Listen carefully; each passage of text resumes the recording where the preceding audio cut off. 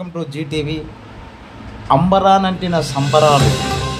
కర్నూలు జిల్లా ఎమ్మిగనూరు నియోజకవర్గంలో 30వ ward TDP incharge మాజీ కౌన్సిలర్ మధుబాబు ఆధ్వర్యంలో అంబరానంటిన సంబరాలు.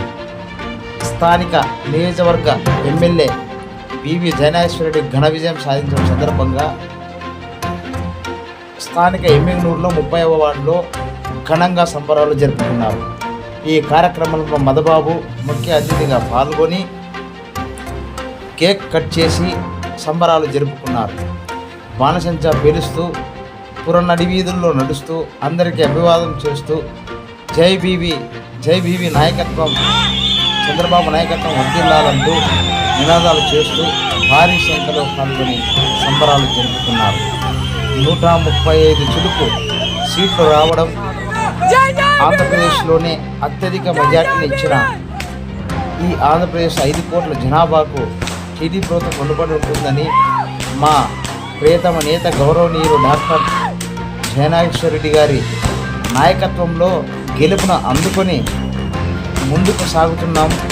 మరింత అభివృద్ధి కార్యక్రమాలు చేసుకుంటూ ముందుకు వెళ్తున్నామని ఈ సందర్భంగా మాజీ కౌన్సిలర్ మధుబాబు తెలియజేశారు.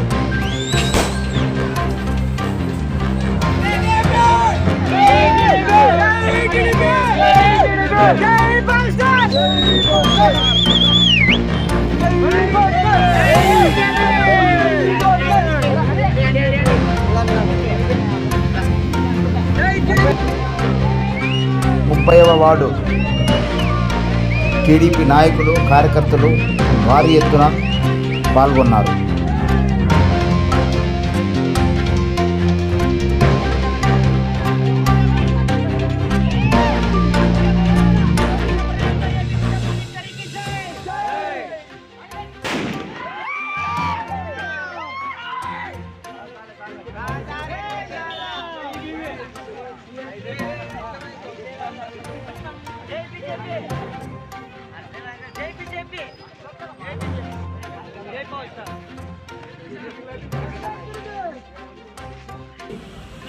రాష్ట్ర చరిత్రలోనే అత్యధిక మెజార్టీ సాధించిన టీడీపీ ప్రభుత్వం ఏర్పాటవుతుంది.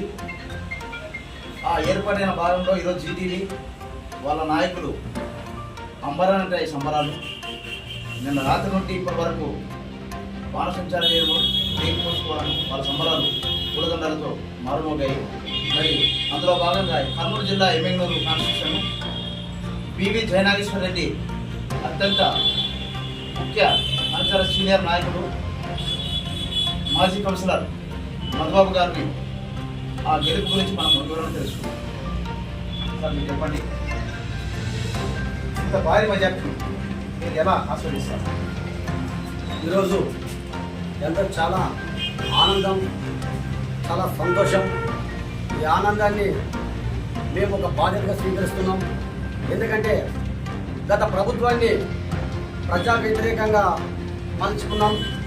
ఈ యొక్క సంక్షేమ పథకాలు జగన్మోహన్ రెడ్డి నేను 159 సార్లు బటన్ నొక్కినని చెప్పేసి అన్నాడు.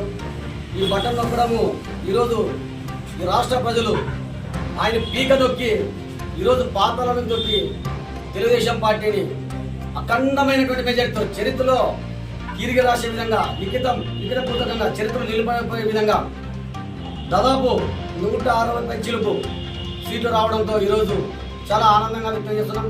మరి చంద్రబాబు నాయుడు గారు ఈ యొక్క సూపర్ 6 పథకం ద్వారా ప్రజల్లోకి చొచ్చుకుపోయే విధంగా ప్రచారం చేస్తూ బీసీలు అయితేనేమి, ఎస్సీలు అయితేనేమి, ఎస్టీలకు అయితేనేమి ప్రతి ఒక్క వర్గాలు కూడా ఈరోజు తెలుగుదేశం వెంటే ఉన్నారని చెప్పేసి ఈ రాష్ట్ర ప్రజలు జగన్మోహన్ రెడ్డికి చూపించడం జరిగింది.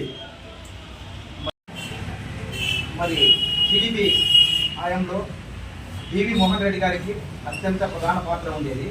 అదే స్థానము మన ఎమ్మెల్యేరు కాన్స్టిట్యూషన్ పివి జయనాగేశ్వరరెడ్డి కూడా నెక్స్ట్ స్థానం ఉంది. మన ఆయనకు టికెట్ ఫస్ట్ ఇచ్చేటప్పుడు కొంచెం మొదలగున్నా కూడా టికెట్లు నమ్మకంతో ఇచ్చినందుకు ఆయన విజయాన్ని సాధించారు. ఈ విజయంలో ఈ వార్డు కౌన్సిలర్లు అయితేనేమి, చుట్టుపక్కల ఉన్న మండల నాయకులు అయితేనేమి, కార్యకర్తలేమి బాగా కష్టపడ్డారు కదా. మీరెలా మీ నాయకుడికి విజయాన్ని అంగీకరిస్తున్నారు?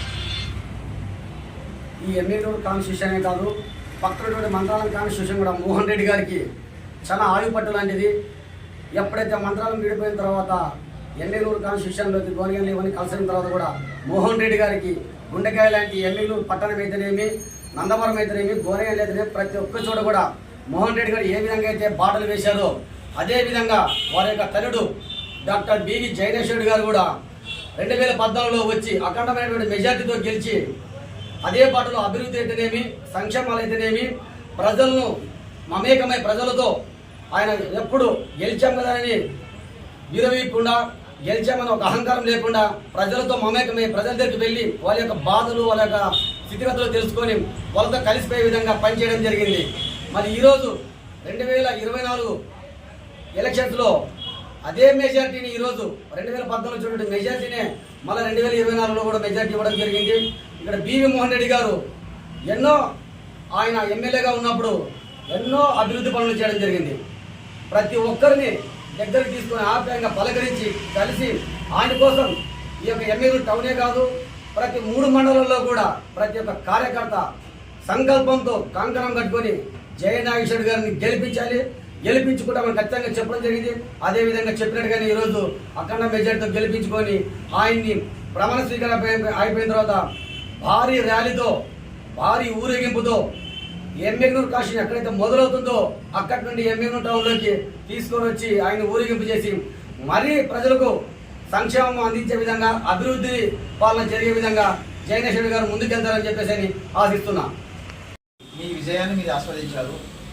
ఇక్కడ జగన్మోహన్ రెడ్డి గారు సీనియర్ నాయకుడైన ఎర్రకోట చెన్నకేశ్వర రెడ్డి గారికి కాకుండా బుట్ట రేణుకని ఇక్కడ నిలబెట్టడం జరిగింది. ఆమె అయితే బివి మోహన్ రెడ్డి పైన సరైన పోటీ అని చెప్పి ఒక ప్రణాళికబద్ధంగా చేస్తే ఆమెను కూడా ఓడించిన ఘనత మీరు దక్కించుకున్నారు. మరి దీని మీద మీ అభిప్రాయం ఏంటి? ఈరోజు ఉద్యోగస్తుల్ని ఇక్కడ కాకపోతే ఇంకో ఊరికి ట్రాన్స్ఫర్ చేయొచ్చు. ఈరోజు జగన్మోహన్ రెడ్డి వీళ్ళు ఉద్యోగస్తుల మాదిరిగా అనుకున్న రాజకీయ నాయకుల్ని ఇక్కడ నువ్వు వద్దు, నువ్వు ఎమ్మెల్యేలకు వెళ్ళి అంటాడు, ఇక్కడ కాకపోతే ఆధునిక వెళ్ళని చెప్పేసి ఇలా ట్రాన్స్ఫర్లు చేయడం జరిగింది. మరి బుట్టారేనకమ్మ ఈరోజు వ్యాపారాలన్నీ హైదరాబాద్లో ఉన్నవి, ఎమ్మెగ్నూరులో కానీ కర్నూలులో కానీ ఒక్క వ్యాపారం లేదన్నది ఇక్కడ. అలాంటిది ఇక్కడ ఆమె ఉంటుందని చెప్పేసి ప్రజలు కూడా నమ్మకం లేదు ఆమె పైన. మరి ఈరోజు వాళ్ళు ఓటం జరిగింది.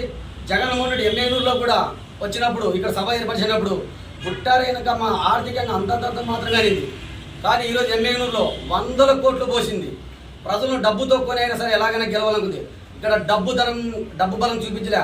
తెలుగుదేశం మీద అభిమానం, జగనేశ్వరుడు గారు ఉన్నటువంటి అభిమానం, బివి మోహన్ రెడ్డి గారు ఉన్నటువంటి అభిమానం ఈ రోజుకి కాదు, తెలుగుడు బతుకున్నంత వరకు, ఈ నేల బతుకున్నంత వరకు తెలుగుదేశం పార్టీ మీద అభిమానము, జగనేశ్వరుడి మీద అభిమానం, ఆ కుటుంబం మీద ఒక అభిమానం ఇలాగే కొనసాగుతుందని చెప్పేసి తెలియజేసుకుంటున్నా. ఇప్పుడు నేను చెప్పింది జీటీవీ తరఫున మనం తీసుకున్నటువంటి సీనియర్ నాయకులు మధుబాబు దగ్గర ముఖాముఖి చూస్తున్నటువంటి జీటీవీ మళ్ళొక నాయకులతో మళ్ళీ కలుగుతాం.